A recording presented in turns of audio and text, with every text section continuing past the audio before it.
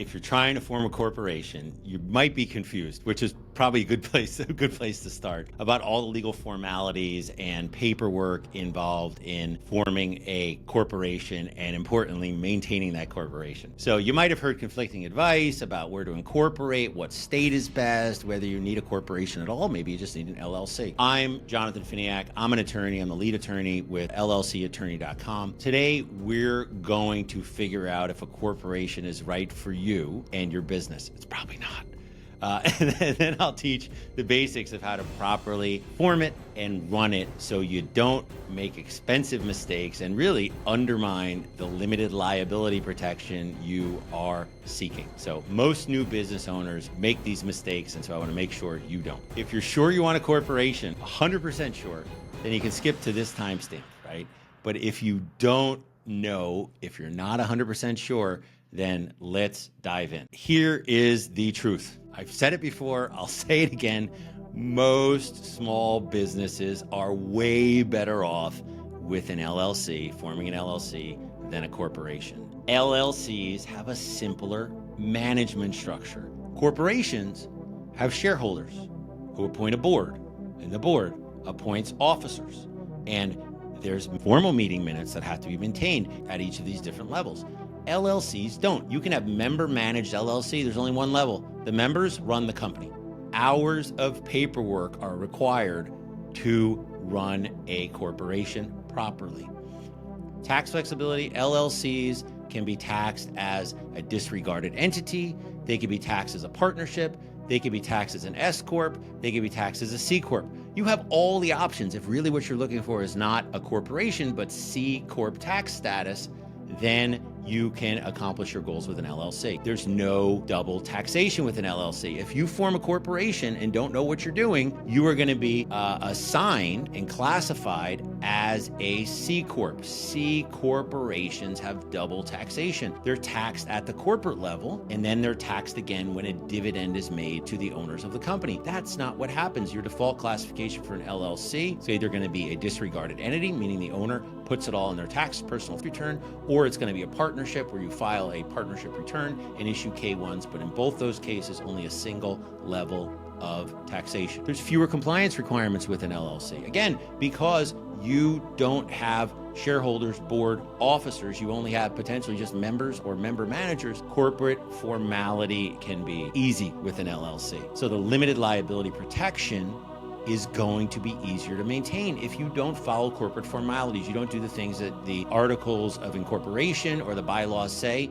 You have completely undermined your limited liability protection. Asset protection for LLCs, if you follow all the rules, is going to be the same for a corporation and an LLC, right? The thing here, though, is that LLCs have a lot less rules, so there's less opportunity to mess up. So I'm going to say that, assuming you don't know what you're doing, there's less asset protection with a corporation. There are times, though, that a corporation does make sense, and I hope you're continuing on with this. It can make sense when you're going to have investors, right? You're going to be getting, you've done this before, you're a seasoned entrepreneur, you got your investors, your seed round, your friends and family round lined up right from the start. Those investors want that corporation structure because they want to know what's going on. They want to elect the board members. They want to maybe have board seats. They may want to be shareholders in the company, and they're typically not looking for the pass-through income associated with an LLC. They are better suited to that type of structure. You're going to go public, right? You're going to do an IPO. Yeah, you need shares to issue. That's about it, right? If you really want that corporate formality, if the people who are investing in the company want that corporate formality, which they probably do, then a corporation is right for you. Most people, though, I want to be able to deduct health insurance. I want to be able to, different classes of interest in the company. You can accomplish those things with an LLC, right? And it's a heck of a lot easier to maintain than it is with a corporation. So if you're still with me, right? If you decided an LLC is a better choice for you, I hope you decided that, then you should click right here to go to our LLC formation video to get the rundown on how to set up an LLC. If you're certain that you want a corporation, that it's right for you, then let's continue on. Corporate formation process. You've gotten to this point, corporation, Remember, corporation entity type, LLC entity type, C Corp, S Corp, tax election type. If I can do anything in my life, just get people to say that right. I've got a C Corp. No, you don't. Because then you've just got a tax election. What type of entity do you have? But anyway, choose your state strategically. If you're getting here and you've got investors, you're forming a corporation, okay? Talk to those investors. The investors may have a preference. They may like Delaware, right? Delaware is corporate friendly. They got something called the Court of Chancery. It makes it easy to, if there are disputes, to sort of get through them by investors and venture capital, right?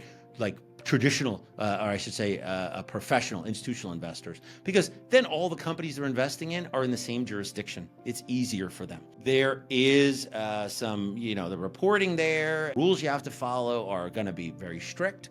So there's better be a budget for that corporate compliance if you're forming in Delaware. If you're raising money, right, and you want that corporate structure, but your investors are more flexible. It's friends and family round, right? They're seed funders. They're, a small venture. You may be able to form your corporation in Wyoming. And Wyoming is great because, again, no corporate tax. There's also low annual fees. It's got better asset protection laws for you, the officers and the owners of the company.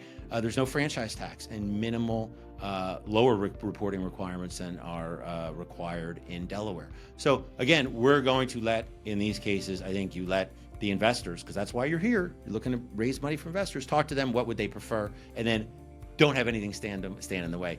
If a lot of times you start out, you're doing the seed round, friends and family round, make it easy on yourself and you can form the company in Wyoming, form the corporation there. And then there's something called a continuance or domestication. We can move the company to Delaware if that's what the next round of investors want. So we've got these two advantages, but don't feel like you're locked in to one state or another. You can move the company from one state to another if things change. Corporation names, right? Naming your corporation, there's got to be the designation. It's got to include, at least in Delaware, it's got to include corporation, incorporated, company, limited, and there's some other abbreviations.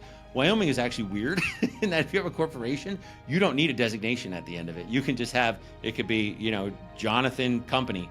That's, Jonathan's Clothing, done. A corporation, you don't need to have the Inc. or the Corp at the end. I don't recommend that, even though it's allowed, because what you want to do is you want to signal to people that they are dealing with a corporation with that limited liability protection. You could do a name check, do that availability search at the state database, whichever state you're forming in. Then, again, you've got big plans, investors. You're probably going to want to do preliminary, your trademark the company. Make sure you're not infringing on anyone else's name or brand. Small companies, nobody cares, right? Do a quick search, really get into it. But we're talking about companies that are going to be growing and doing big things. Don't let this be a problem for you. Also, your domain, sometimes the domain name becomes the company name, right? It's just easier. You can find name, it's available, use that to sort of work backwards. At the end of the day, if something changes, you can always change the name of the company to something else if you get a cease and desist or something like that. You got to have a registered agent. Again, you're doing this in a professional way. You should appoint a professional registered agent. It's required to name one. That is the company that will receive service of process. The company gets sued. This is the trade-off, right? This is what the states say. They say this limited liability protection, but you need to make it easy to sue you, right? You can't hide out. A corporation can't hide out. If the documents are delivered to the registered agent, then you've been given notice and the clock starts ticking. So a do-it-yourself approach. Again, we're not in the do-it-yourself phase here. If you're a corporation, if you want to do the corporation yourself, you should probably have an LLC. Let's just say that. What's it going to cost? It doesn't cost that much for a registered agent. On the low end, you're probably $100. On the high end, $500 or $600 a year. Missing that service of process, though, can have really dire consequences because you could get a default judgment. The company could get a default judgment against it. The articles of incorporation need to be filed with the Secretary of State. And there's a number of different ways to handle this. If your investors may want to see a lot of things in those articles of incorporation, because then it makes them where everybody sees it. You can't change it without doing a filing with the state. Some other companies will say, especially that friend round, you're going to keep those articles of incorporation bare bones, right? It could have the corporate name, statement of purpose. It likely is going to need the share structure. How many authorized shares are there? What's the par value of the shares? What are the, does it offer preferred, different classes, so on and so forth, registered agent information, details about the corporation, its principal offices, and so on. Larger corporations, you get a new investor, they may require you change or update those articles of incorporation. That's fine. You can do it. Filing fees, vary from $100, potentially upwards. Processing times on these vary significantly from state to state. Some are instantaneous, do it electronically online, companies formed. Others require paper filings or expedited process or payments that could take weeks, or I've heard with, certain states take even months to create those corporations. So there's definitely a speed component to forming an LLC, typically a lot easier to get that done. You got your articles, right? Your articles, sort of the general outline of the company and important things. Then there's the bylaws. The bylaws are the law, right? The corollary, the comparison is with an operating agreement with an LLC. Bylaws for a corporation are really focused on meetings and how decision-making happens. It is the guide law, internal law for the corporation, right? Shareholder rights and responsibilities.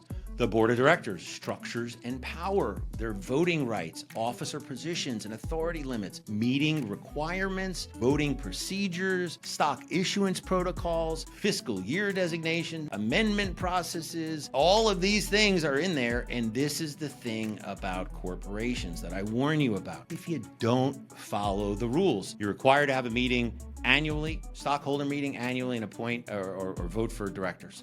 Did you do it? Okay. No, you didn't? Well, the directors aren't properly appointed, don't have actual authority. The directors, did they have meetings on a quarterly basis? I don't know what the bylaws are going to say, right? But if they say something, you better be following it. Because if you're not, then you're undermining the entity protection, but you're also giving investors an opportunity to come after the company for not observing these corporate formalities. So the professional drafting of your bylaws is important. You start out, again, with bare bones. If you feel you really need a corporation, you're not going to investors, those sorts of things, okay. You keep them bare, get something online. I really think that if you are going this route, they should be professionally drafted in consultation with an attorney and the investors and all the stakeholders in the company. Your initial corporate activities, right? Hey, good, you got the company, you got the bylaws, whatever else, you're going to have the organizational meeting. Usually someone else will incorporate, and then this is effectively board meeting. Adopt the bylaws, appoint the officers, authorize stock issuance, approve banking resolutions, establish fiscal year. There's some other things that you sort of throw in there, but that is the basic, all right, now we're ready. One of the things in there was authorizing stock issuance. And I see this all the time with people who really shouldn't have corporations. They actually never become shareholders. Company effectively has no owner. The stock issuance wasn't authorized by the board. They did not sign a stock subscription agreement of some sort. There was no ledger entries. Maybe there's a requirement to issue physical certificates and they weren't issued, shareholder agreements of some sort. All of these things must be done, or else you effectively don't have a shareholder in the company. There's no one who owns the company. So all of these things, right, you will then use these documents to start pushing the company forward with doing things like getting your bank accounts opened up and allowing the company to start doing business. So you are going to get that EIN for the company. Well, who's authorized to get an EIN, right? Somebody's got to sign that. If somebody signs it, you needed to have actually appointed a board or an officer to do it. And the bank may ask for, well, where's the authorizing document? They do that a lot more with corporations than they do with an LLC, because an LLC, well, here's the operating, it says it. Showing the bylaws isn't going to help, right? They need to see authorizing documents to do these things. Who's authorized to get the EIN? Are they going to make any tax election changes on it?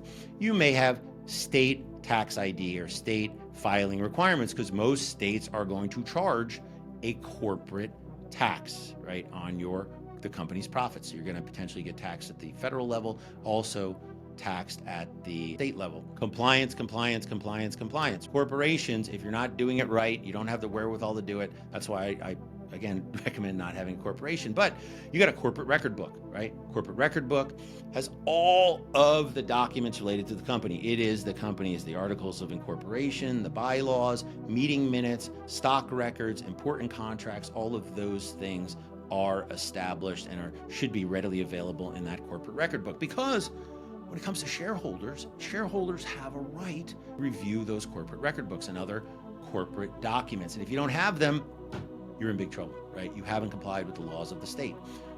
Compliance calendars, knowing what needs to be done, your annual reports, your tax deadlines, there's licensing you need, required meeting dates. And it's not just about, hey, let's have a meeting today.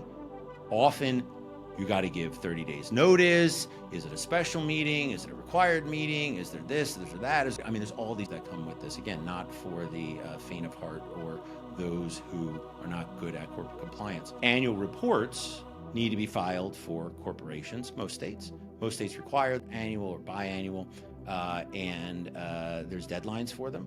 And a lot of times the deadlines are, and in Delaware, it's not based on when you formed your company.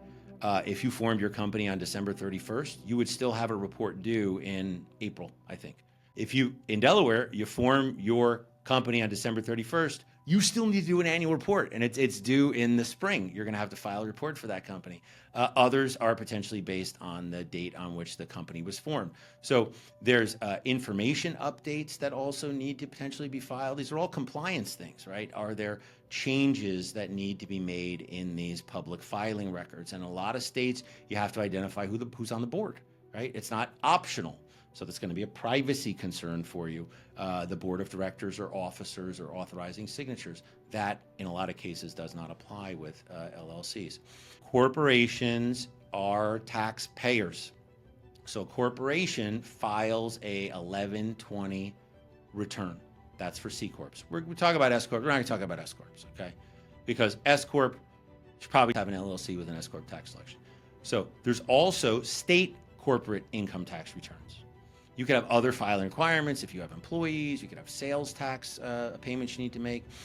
Corporations are going to have to make quarterly estimated tax payments, right? How much profit do you have? To do that, you need to know what's going on, right? You got to have financial systems in place. So another layer of cost here to make those quarterly reports. And then corporate tax deadlines can vary, and you can set different fiscal years, and there's a lot of things you can do to sort of modify it, but to keep all of those things in mind when you are heading down this path. Your meeting documentation, annual shareholder meeting, required by law, and your bylaws. Got to have it. Did you have it? You didn't have it? Well, you're not operating properly. That annual shareholder meeting, they are going to be voting for board members. Some board, who's on the board, how many board members are required, what is the percentage of votes that are required, is there a quorum? If you don't know what a quorum is, then you should definitely look that up. Your board meetings, that's where the work gets done, right? The board drives the direction of the company, taking on significant debt, selling assets, changing business direction, appointing officers and officer changes. Those things are done by the board of directors. The documentation standards for these meetings are significant. You're going to have meeting minutes, date, time, location, attendees, quorum verification, agenda, items discussed, action taken, vote, put it in the records book. Corporate secretary will review it, and it'll be there for all shareholders. So a lot of things involved here. The officers who were appointed are going to have meetings as well, and those meeting minutes are going to have to be memorialized. Same sort of controls. Could vary with your bylaws, but generally those executives are going to have meeting requirements and recordation requirements as well. So there you have it. Sounds easy, right? No, I hope not. Everything you need to form and maintain your corporation correctly. Forming a corporation seems like it's as easy as forming an LLC. You go to the Secretary website, pick a name, check a box, boom, you're good to go. But doing it wrong and really not keeping up with the compliance is going to have severe negative consequences. So even if you get to the end of this and you're like, yep, I want to do this, I recommend consulting with a professional, because you're going to need them. You're going to need help with the bylaws and your corporate governance, those sorts of things. So ultimately, if you found this video helpful, don't forget to like and subscribe for more business information tips. And I want you to comment below your biggest, I usually don't ask this, but comment below what your biggest takeaway about incorporation is.